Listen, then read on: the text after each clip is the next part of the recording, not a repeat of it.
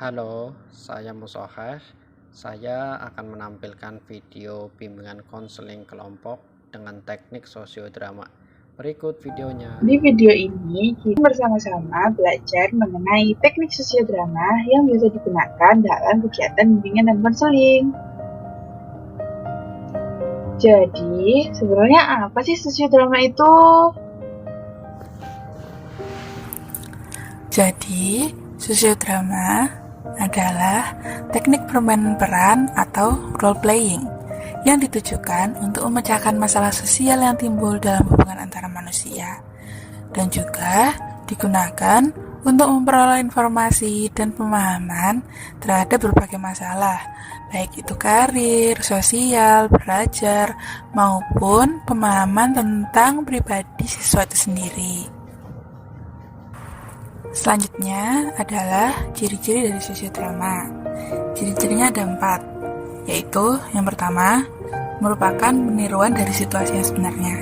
Jadi, siswa di kelas diusahakan bisa menirukan situasi yang benar-benar terjadi di kehidupan nyata.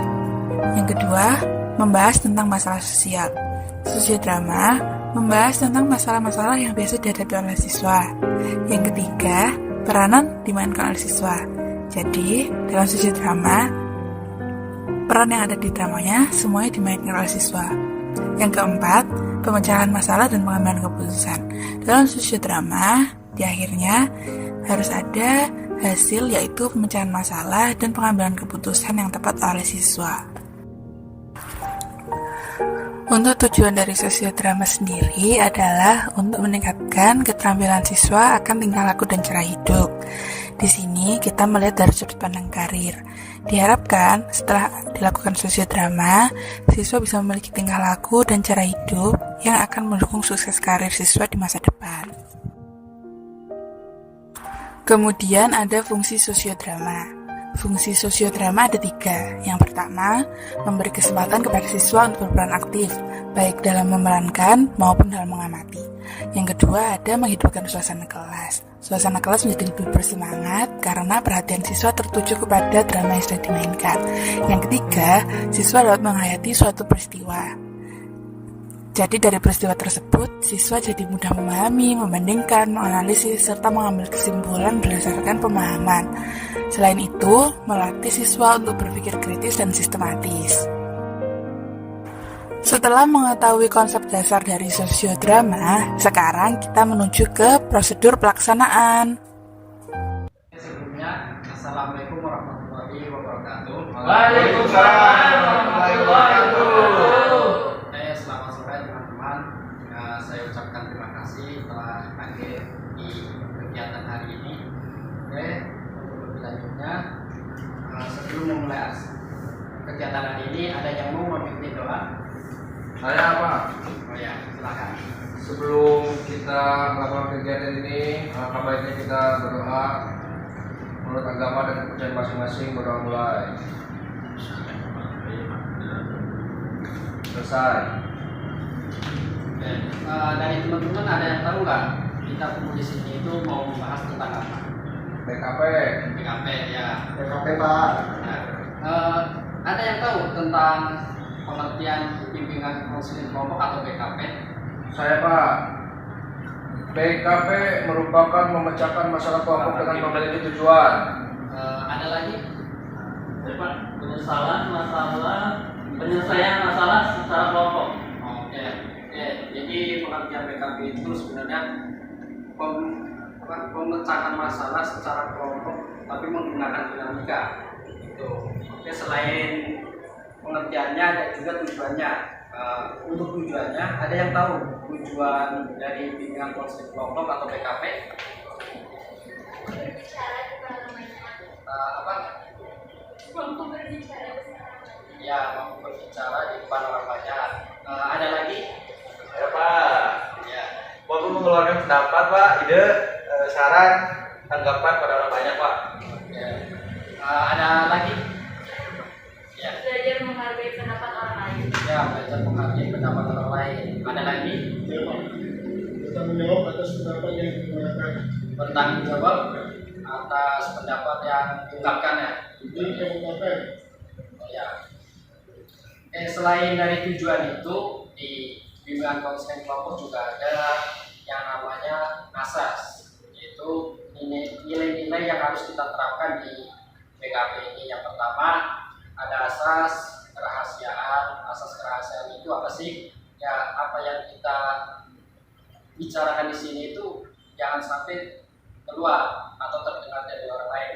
Kayak misal dari ini kan nanti kita akan membahas tentang masalah perilaku asertif. Nah, perilaku asertif itu kayak contohnya kita yang suka canggung pada atasan, gitu kan.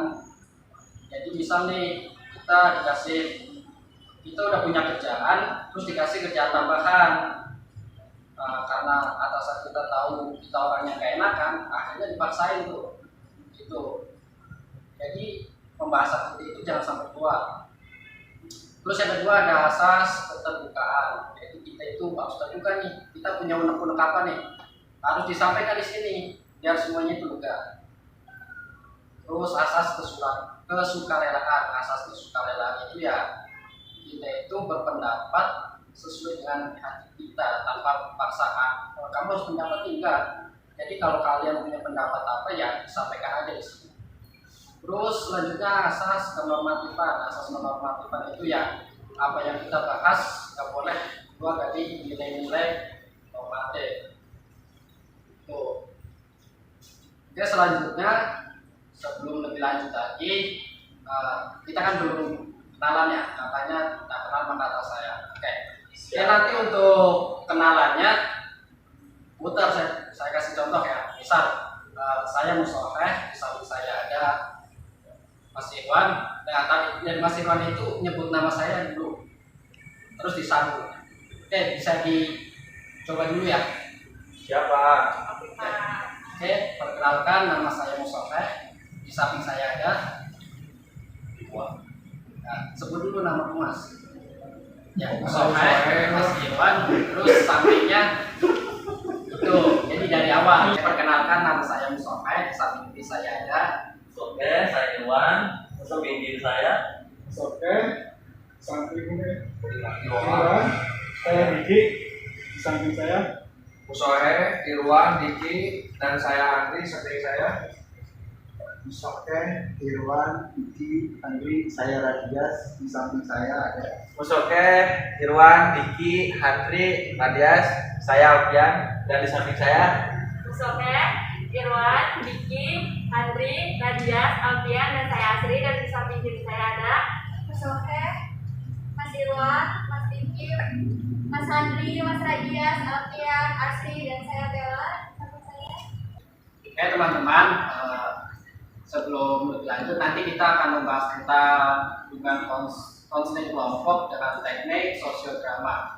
Oke, di sini sebelumnya ada yang tahu nggak teknik sosiodrama itu apa? Saya Pak, membacakan masalah dengan bermain peran Pak.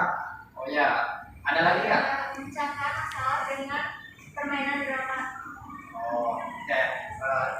Jadi teknik sosiologi yaitu kita memecahkan masalah secara kelompok dengan bermain peran.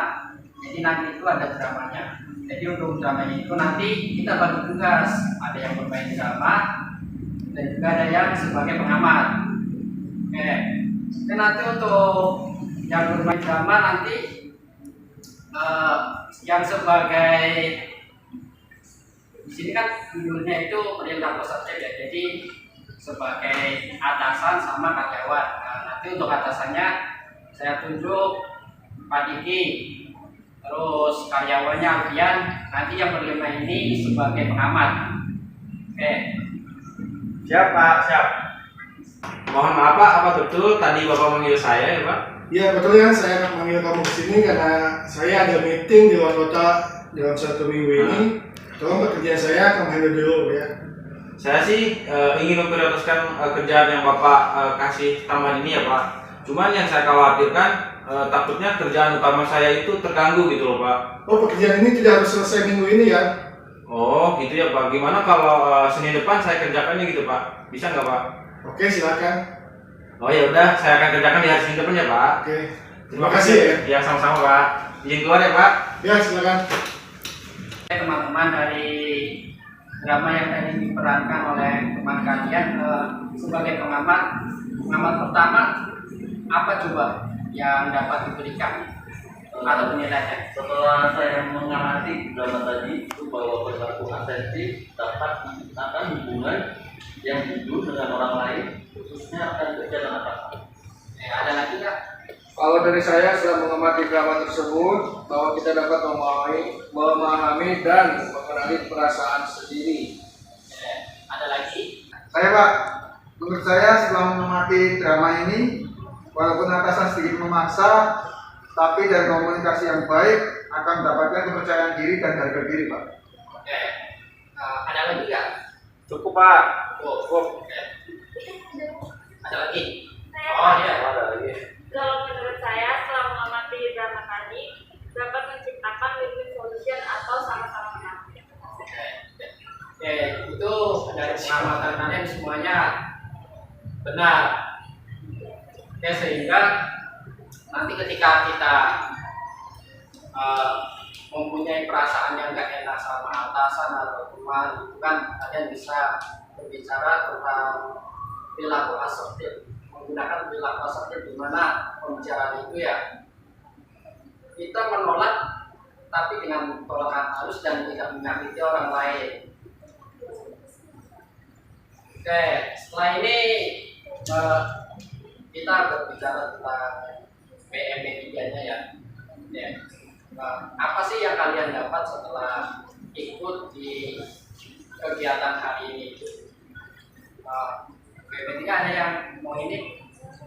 Ya. Setelah mengikuti kegiatan ini, saya jadi tahu apa itu bimbingan konseling dan teknik sosial drama. Ada lagi? Saya akan belajar menerapkan perilaku asertif ini Pak, agar membantu meningkatkan kepercayaan diri saya dan berbicara di depan umum.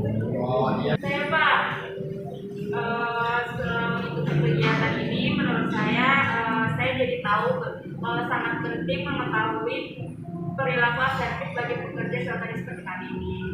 Ya. Oke. Terus perasaan setelah melakukan atau mengikuti kegiatan ini. Ya. Setelah mengikuti kegiatan ini merasa senang sebagai pengetahuan yang dilaksanakan juga ada permainannya sehingga tidak tegang. Ya, ada lagi? Saya Pak. Perasaannya? Saya Pak. Ya. Pak. Saya sangat bahagia, merasa senang karena saya mendapatkan ilmu yang banyak. Saya juga mendapat Kenalan baru Pak di sini Pak. Terima kasih Pak. Ya. Oke, nggak ada lagi ya. Oke, terus yang terakhir, apa yang akan kalian lakukan setelah mengikuti kegiatan ini? Jadi Pak, Ya. akan lebih mengutamakan komunikasi sama rekan kerja dan atasan saya. Nggak ada lagi. Oke,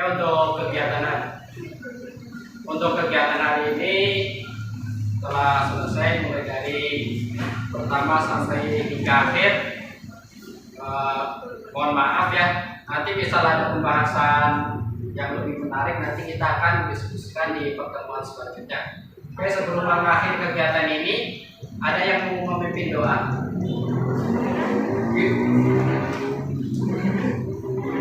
Saya Pak. Ya, silakan. Mari kita teman-teman sebelum acara ini selesai kita baca doa Al-Fatihah bersama-sama. Doa dimulai. Bismillahirrahmanirrahim. Doa selesai. Oke, terima kasih teman-teman. Saya akhiri. Wassalamualaikum warahmatullahi wabarakatuh. Waalaikumsalam warahmatullahi wabarakatuh. Makanannya di sebelah kiri ya.